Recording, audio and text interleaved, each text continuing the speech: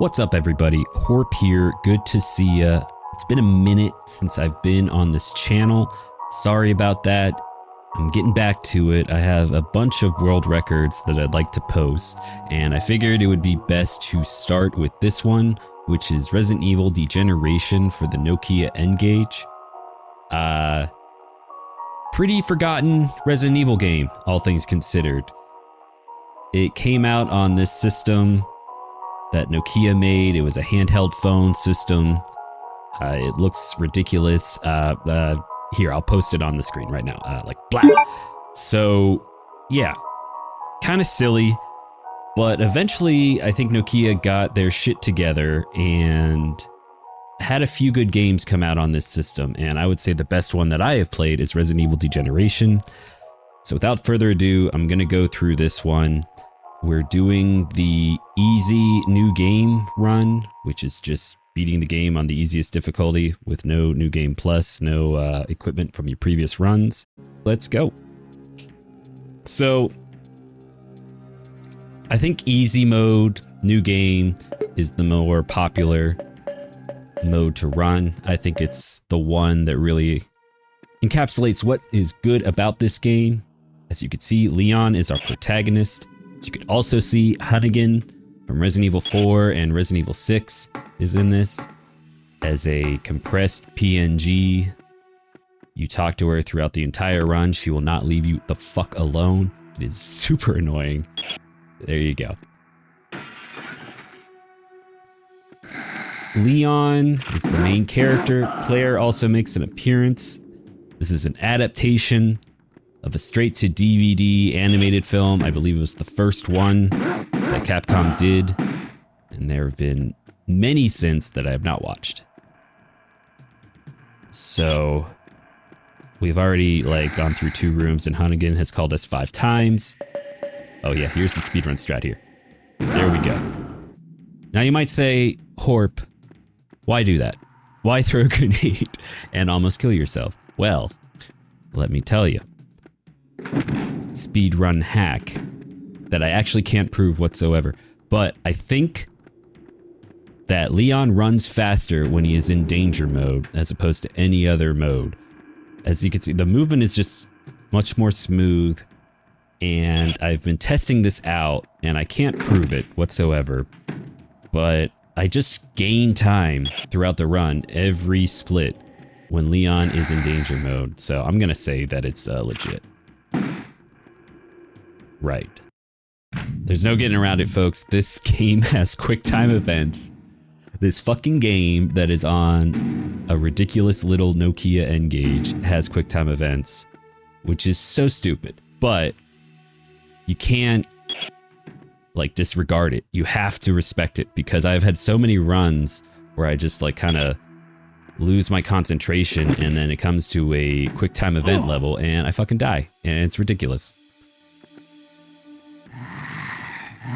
Probably also tell that this game shares a lot of DNA with Resident Evil 4, and I have a little theory that this game uses a lot of assets from Resident Evil 4 Mobile. And I don't know if people remember, but there was a mobile version of Resident Evil 4 on early iPhones and also on the Brazilian system Zibo, and it was pretty popular for a time. It's extremely popular in the Brazilian speedrunning community, and I think that Nokia just grabbed a whole bunch of assets from that into their game, because Leon's character model looks a little more defined than everybody else, and it's very, very similar to the model they use in Resident Evil 4 Mobile. Anyway, we're moving along here. This entire game is set in an airport, and what has happened is a plane has crashed in the airport while both Claire and Leon are here, and the plane contained a bunch of zombies on it who then proceeded to infect the entire airport, and there seems to be a sinister conspiracy to launch all the airplanes that have been infected throughout the entire world and infect the world, and that's that. That's really all I remember from this. I mostly skip every cutscene, so I don't have a full grasp of the plot. But it's a pretty fun game. I've enjoyed it.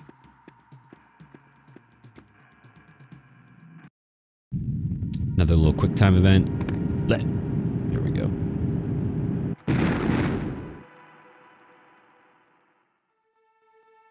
And this guy up here, this is how we get the shotgun.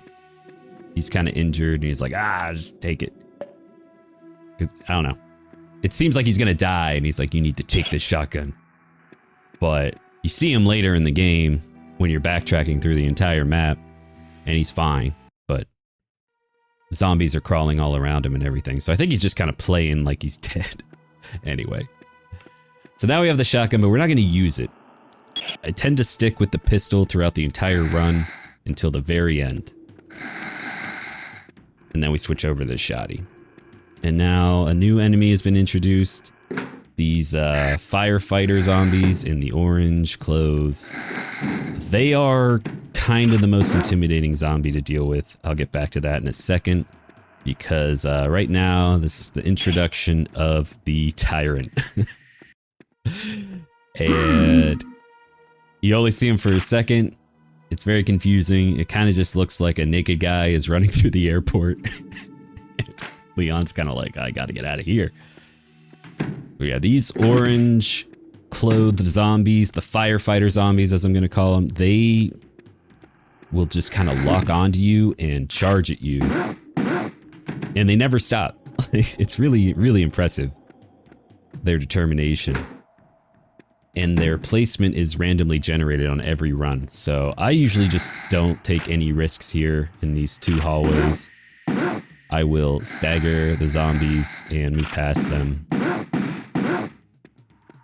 Because really, it doesn't seem like it during this run, but this is the hardest part of the run. Getting through those few hallways with all the firefighter zombies there. Okay, I couldn't see it, but Claire was there for a second. They kind of sideline her in this game, which is, you know, it's unfortunate.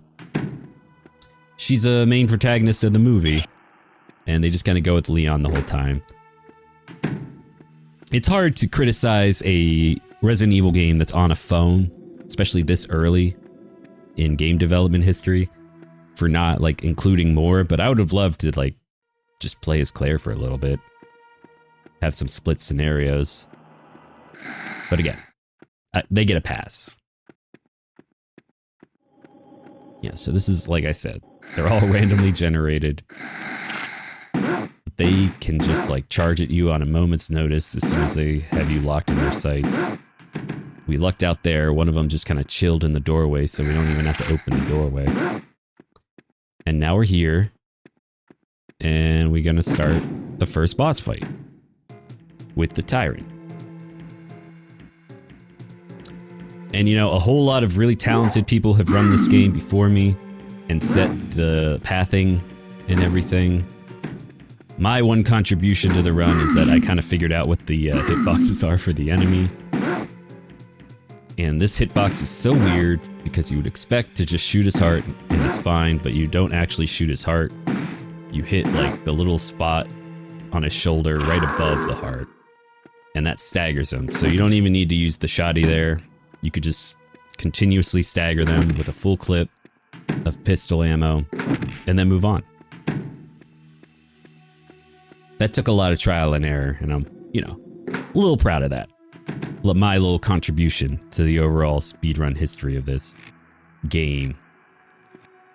And yeah, another little stupid quick time event. And now we're kind of back at it.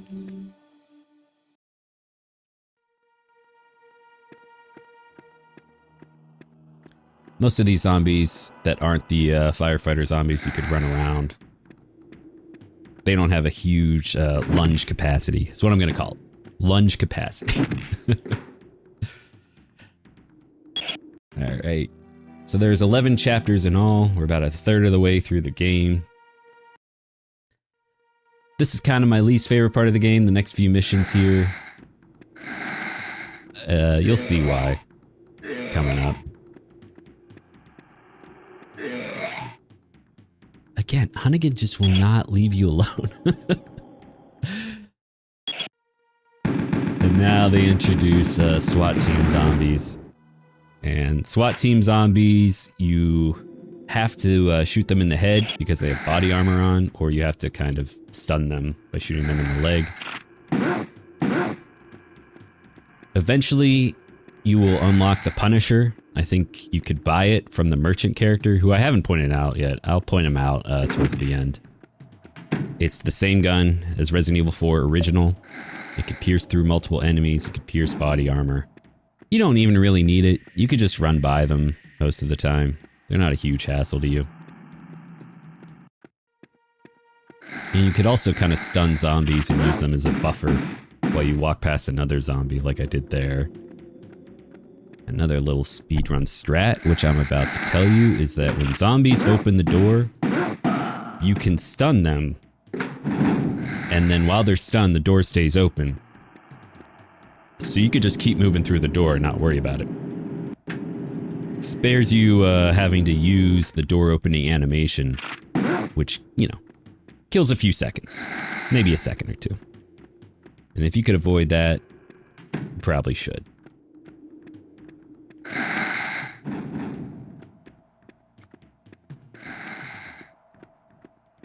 Let's see, what do we got here? Oh yeah, this is when the dogs start showing up. This game has zombie dogs, and they're very random, very tenacious. You could usually kind of do a serpentine path here and avoid them. As you can see, man, that was close. And then if you're lucky, they'll get caught on the metal detector there while you use this computer terminal to unlock the gate. But I did not get lucky. I got here. I almost died. But for the most part, we did pretty good on that split, so it didn't hurt us too much. And we are about 10 seconds ahead. And at this point, this is when I realized that this has potential to like be the run. And I'm sweating a little bit because this mission here could just really fuck up all your plans. And I think do I fuck up here? I think I fuck up here too. Yeah, that's a bummer. Especially when you're in danger mode. Now I'm one sliver away from dying. And I try to just pick up as much ammo as I can here, because we have a little horde rush mission coming here. This guy has a key or information for us, and we have to make sure he survives. And it's just kind of a rush of a bunch of respawning zombies. And I kind of post up right here because that's how the spawn points can be a little bit of like exploited. You want to just kill these zombies as quickly as possible as soon as they spawn. So when they spawn more zombies, they spawn them in kind of the same area. So as you can see, I killed 3 zombies quickly, and they just kind of immediately spawn them on the other side in one shuttle. If you kill them sporadically and move around, the spawn points all change up, and you're just kind of playing catch up the whole time. So you want to game the system a little bit so they spawn next to you, so you could just kind of stay static and headshot them as quickly as you can. And the headshot hitbox, I have to say, gets a little wonky, especially when enemies are moving. Like, you'll shoot their head, but the hitbox just doesn't register because they're moving. It's very frustrating. But you get used to it eventually. And I had 1 shot left, and luckily managed to seal the deal and grab a little handgun ammo on the way out. And we keep moving. I lost a little bit of time there, but just like a second or two. Not a big deal. At this point, I'm taking it a little bit cautious because I'm 1 hit away from dying.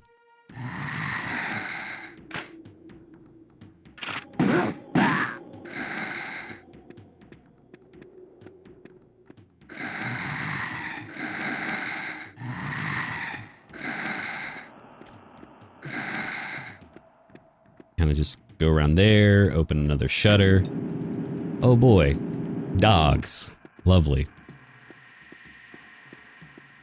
But this is kind of when the game starts letting everything breathe a bit more. Like, less messages from Hunnigan. More rooms kind of strung together. and the map just opens up a bit more. It's a nice little, like, little mini Resident Evil game. And I gotta give them credit on this because, you know, a lot of tech from back, like, I've done a lot of speedruns on a lot of, like, terrible ports of Resident Evil game. Like, Resident Evil 2 for the Tiger Gamecom, or Resident Evil 1 for the Game Boy Color, or stuff like that, where they try to port an original game into a system that can't handle it. And that sucks. That's never fun. It's just a bad game all around, and it makes you pissed off that they even attempted doing this. Whereas Nokia here, Nokia and Capcom, like, put in some good work and, like, made an original Resident Evil game based on a movie, obviously, but, like, original map, original layout, and, like, just original, like, pathing and everything. And I respect the hell out of that. They didn't have to do it. And they didn't have to try as much as they did. And I think they made a pretty good game, all things considered. Like, if you take the tech into consideration at the time it was made and everything. So yeah, got a lot of respect for this one. It's actually kind of fun to play, but I will say this. I'm playing this on an emulator. I think it's called, like, EKA 2KL1 or something like that. I don't remember. It's something along those lines. And it's a lot of fun to play on an emulator. But I just picture playing this on a Nokia N-Gage, like with its little screen and its little, like, pre-iPhone era buttons. And God, that just sounds like a nightmare. It just sounds terrible. But if you translate the experience onto a monitor with a controller, it's quite a bit of fun. This is kind of one of the longer missions in the game. The goal is that I don't even know what the goal is here. I think one of the planes has a bunch of zombies on it and it's about to take off remotely, which I don't even think they could do, but it's a movie. And your goal is to get the baggage claim conveyor belts running so you can cut through and get to the plane faster.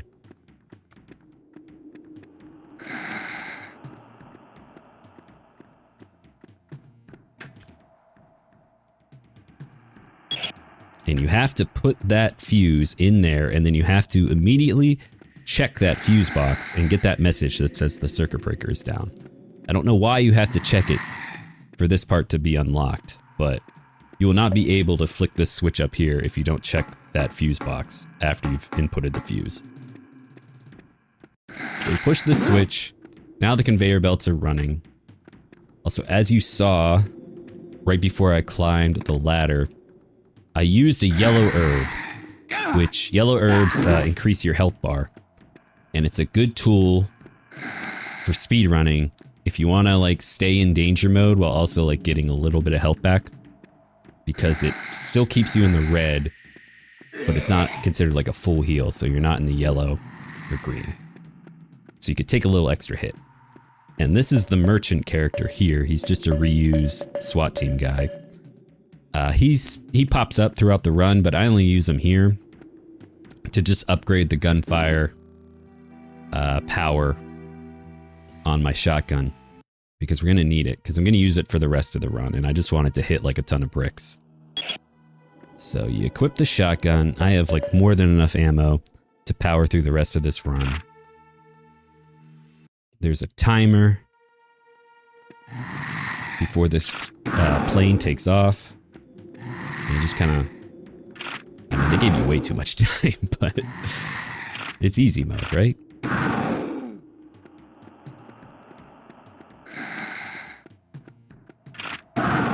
I get a nice shot there. 2 for 1. Oh, you're also going to need to use your keyboard keypad to input this code, 1996, to stop the plane from taking off. I believe 96 is when Biohazard came out, so a nice little callback. And now we got the second fight, which is an upgraded Tyrant. You just want to shoot him in the sternum. If you have an upgraded gun, it won't take that much. You could just get him in a stun lock loop and whittle him down.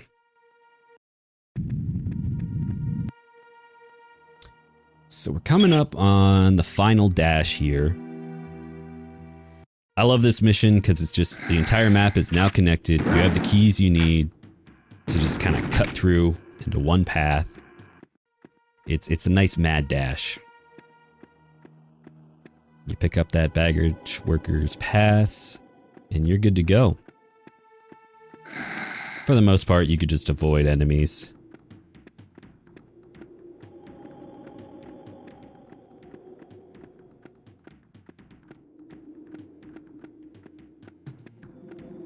There you go. And now we're kind of back where we started. I looked out there because the firefighter zombie did not want to mess with me. I think I look out here too. We have a few close calls with this dog, which pops up. Yes, you always get like a little glimpse of his face like biting in the background when he misses you and it freaks you out. Back in the warehouse. We'll be coming back to this room later, but for now we're going to the baggage workers area. The generator tunnels, and this is where it could get really sweaty and very random. You never know where the enemies are going to be placed, and they're filled with these guys, the firefighter zombies that'll chase you. I know I'm currently on like the run of my life at this moment, so I just decide to heal. I'm done with it. And I think you could tell right now he's running a little slower. Just a little bit, enough to make a difference. I just decide to kill that guy there. Really lucked out there. If that guy decided he wanted to bite me, he could have got me. This guy, I don't even know how I got away from that. I think he gets caught on a corner. Then you get like this last little gauntlet of dogs. And you go to this terminal. And I think what happened is all the planes were going to take off remotely. And that's where you press the button to stop that. It's very video gamey. And yeah, this is the final tyrant. And before you get to fight him in an actual boss fight, you are treated to this wonderful quick time event sequence. This sequence has killed so many of my runs because I just get cocky or I don't pay enough attention and I hit the wrong button and it's a one-hit kill and you gotta start over. It's really frustrating. But yeah, we're 14 seconds ahead. I'm feeling pretty cocky here. So what we gotta do here is you gotta damage him enough for a scripted sequence to happen. And with the shotty, I find it's best you just kind of aim for his shoulder or like his armpit to stun him. And I kind of fuck up here, but luckily he kind of gets glitched and doesn't attack me, so I could get a few hits in on the heart. And now he knocks down this gate to the terminal. You press that button to bring one of the wind turbines out. And you gotta avoid him, climb up, and hit that button to end the game. And for some fucking reason, instead of hitting that button, I pull out my goddamn knife and kill like 3 seconds. But it's fine, we got it. Hey, look. That's the end of the game. We skip through these cutscenes. I use splits to just get a real time going, but the entire run is dictated by video game in-game time, which is 1956. It's the best run I've done on easy. Very proud of that one. I think all of this could go much lower. I still make a bunch of errors there, so it's not a definitive speedrun or anything, but it is the current world record. And I hope you enjoyed watching it. I have a bunch more coming out soon, so stick around and have a good one.